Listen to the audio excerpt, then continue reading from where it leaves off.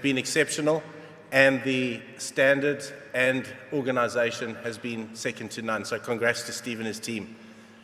I'd like to thank our players, our support staff, media, Pakistan Cricket Board and selection panel for the support that we've got through our World Cup campaign. It hasn't ended as we would have liked to have ended it. It's been a campaign of ifs and buts. I think if we have a look through our first 5 games, and then we have a look through our last 5, it's a campaign of 2 halves, which has been disappointing. I think at 24, average age of 24, we're the youngest team by a long way at this competition. And that is something that we can be proud of, and I think that all goes well for the future of Pakistan cricket. We've showcased a lot of our young talent, and I think of the likes of Shaheen Shah Afridi, Baba Azam, Imam Al-Haq, Shadab Khan, the list goes on. And some of our experienced players, Sarfraz, Mohammad Hafiz, Imad Wazeem, Mohammad Amir, have been outstanding. The work ethic and the sheer grit, determination that they've showed through this tournament, through their training, through their preparation, has been a credit to Pakistan cricket. A lot of the time you guys don't see what goes on in the dressing room. You don't see all the time that goes on in the net session. The desire that these guys have got to improve and become the best they can be, the passion they have for their country, is something that is second to none. So Pakistan cricket is in safe hands with these young players, and I'm sure they'll go from strength to strength. If we look back on the tournament, as I've said earlier, it was a tournament of ifs and buts, but I think we've shown and ended very, very strong. Congratulations to the 4 qualifiers. I think they've played the best cricket throughout this competition, and may the best team win. It's nice for us to sit here and know that we've beaten 2 of those top 4 teams during our campaign, which shows that we are not a mile off in terms of where we are as a cricket team. Just for me to end off with, again, thanks to you guys and thanks to the support. I must say, guys, that I'd just like to credit the captain, Sarfraz. After what he was exposed to after the Indian game was atrocious as a Pakistan cricket captain, as any captain of any cricket team. And the way he held his composure, the way he led from the front, the way his work ethic never ever changed, the more determined he got through the tournament, I think he's been an inspiration to that dressing room. And I think Sarfraz deserves a lot of credit for this as well. Okay, ready?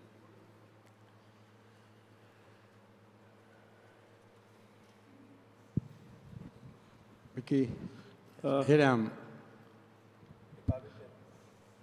Mickey, you had the experience of working with the South African team and with the Australian cricket team, and your contract is going to be expired after this World Cup, and you have shown your intention that you want to continue with Pakistan cricket. How do you compare coaching these 3 teams? Which was the good one for you? Look, they've all been different in so many ways. I think the South African one was I was a very young coach. And we were a very young cricket team and we grew together. The Australian one was good for certain periods of it. It wasn't that long though. But the Pakistan one has certainly been a very, very fulfilling one for me. I have enjoyed every moment of the last 3 years. To see these guys improve, to see them get better, to see the passion, to see the support that we have around the world has been very, very satisfying, and it has been an unbelievable experience coaching these guys. I'm very passionate about these boys in the dressing room.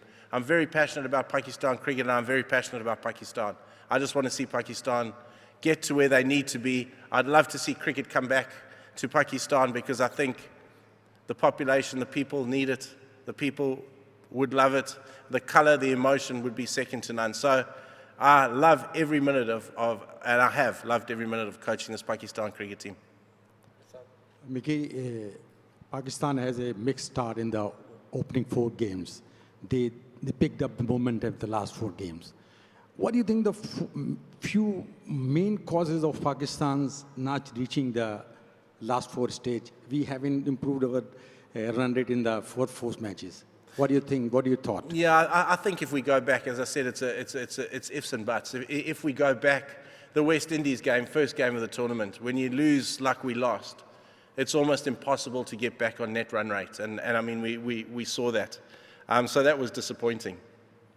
We then picked up momentum. We beat England. And just as we got some momentum early in the competition, because we had played some good cricket before the start of the World Cup, I think the nerves got to us in the West Indies game. Young team, we froze in that game.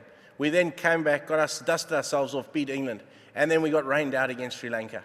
And we didn't play a game for 9 days.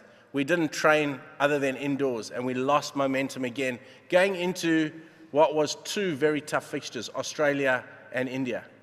Had we gone England, I'm not saying by any means we would have beaten Sri Lanka, but we were ripe there. We were ripe. We were going along really well, and it was almost as if we had to start again.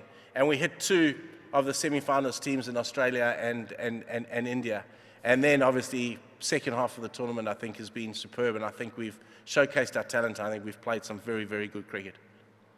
Mickey, 5 wins of 8 matches that we played, yet we are edged out over NRR. Do you think there is need to be reconsideration over that we should consider head-to-head as well? Yeah, as I sit here, Fazan, exactly right. I would certainly have liked them to consider head-to-head, because then tonight we'd be in the semi-final. I think I do think it needs a look. I certainly do. And I think amount of wins head-to-head. And then if there's 3 teams all together, then I think net run rate can sort it out. Because what it does and what it's done to us is that one very poor game, and you really battle to recover again. Mickey, you must have worked hard on the fielding and fitness of the players, but there's always a question mark. Why? Yeah, there is always a question mark, and it's something that we work incredibly hard at. We really do.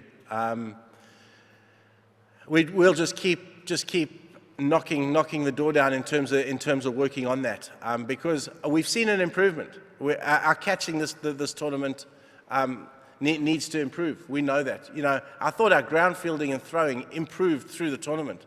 I thought some of our ground fielding and the intent that we showed through our ground fielding was very, very good. At this level, you can't drop catches though, and again, that's something we work on. And I know, as I said, our fielding coach Grant Bradburn works day in and day out. He works tirelessly with these guys. And again, it's just a matter of us just keep working, because when we get working and we condition the guys, when they're nice and fit, our fielding certainly will go to another level. And we've shown that it has stepped up. We need to step it up again. Mickey, what was the plan today? Was in your mind that Pakistan could score 400 plus and then get Bangladesh out? Was that in the minds? I'd be lying if I said it wasn't a discussion. We did discuss it, but I think that was something that we could only assess once we did something right, or we won the toss, which was a good start because that kept us alive. And then the first 10 overs were going to be quite crucial. You know, you can't just walk in there and think we're going to get 400. Getting 400 is a platform. You need to get a good base, and then you need to move. The message we got from Faka when he came back into the change room was that it was slow. The balls going into the wicket were quite tough. We realised that, you know, getting the average score I think is 270 out of the tournament. I mean, getting 400 was a bit of a pipe dream. And then we realised we just wanted to win, and we wanted to win well. And the dressing room at the moment is a very, very disappointed dressing room. There's no high fives and there's no congratulations going on because we haven't qualified.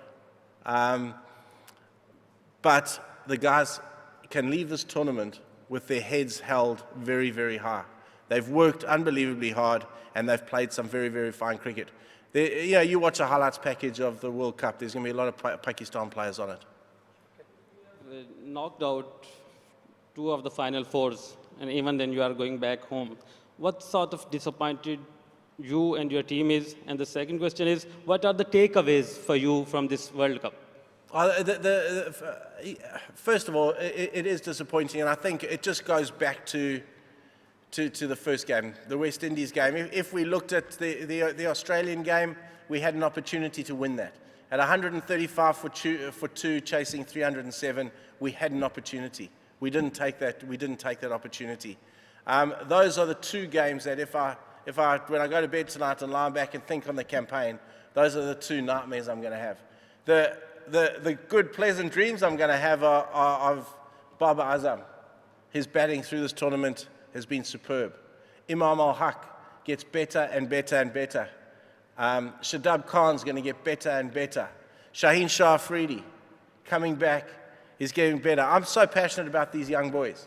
These young boys are the future. These young boys need time. I heard Shoaib Malik mention it in his press conference, and I did understand a bit of Urdu, that these young boys, we give them time. These young boys are going to be very, very, very good. What they do need is they need your guys' support. They really do. You know, when we have a poor performance, their performances are going to be up and down. They're young cricketers. You know, when they have a poor performance, they read everything you guys say. Sometimes I tell them not to, because it kills them. They read everything. They need your guys' support. For order for Pakistan cricket to improve, we're all in it together, guys. We need to improve together. And if we do that, the guys get support, these guys will go from strength to strength. Mickey, although Pakistan have finished at number 5, but the game versus West Indies, the game versus Afghanistan, we didn't play well. Even in back home, the people who loves cricket, who follow cricket, they are criticizing Pakistan team's performance. They think it's not a good show, it's a bad show, it's a flop show. What do you think? Who is the responsible? Well, it's glass half full, glass half empty. Let me complete. The coach is responsible, the captain is responsible. Who is the responsible that we didn't qualify in Final Four and we didn't play well versus West Indies, Afghanistan, Australia? Afghanistan, if I forget, we got 2 points, I think. I think we managed to win that game. Yeah, so again, no, hang on. That's glass half full, glass half empty. That's exactly what I was saying earlier about our media. Let's give the guys a little bit of compliment, rather than looking at the negative. We're all responsible. Our city are responsible for it. The captain is responsible. We're all responsible for the fact we didn't get to the semi-final. But let's have a look at some of the good things the guys have done. Let's try and stay positive on this. It's always negative. Coach, hopefully you will be the next coach of the Pakistan cricket team. If it's not happened, what will be the message to you, to the Pakistan cricket team, the management, and of course to the nation?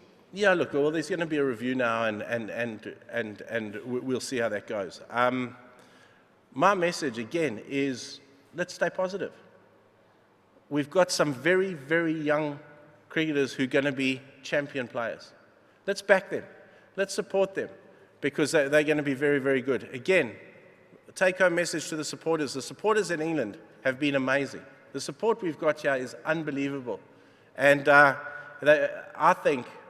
know, and my message to the players tonight is they've made a lot of people very, very proud.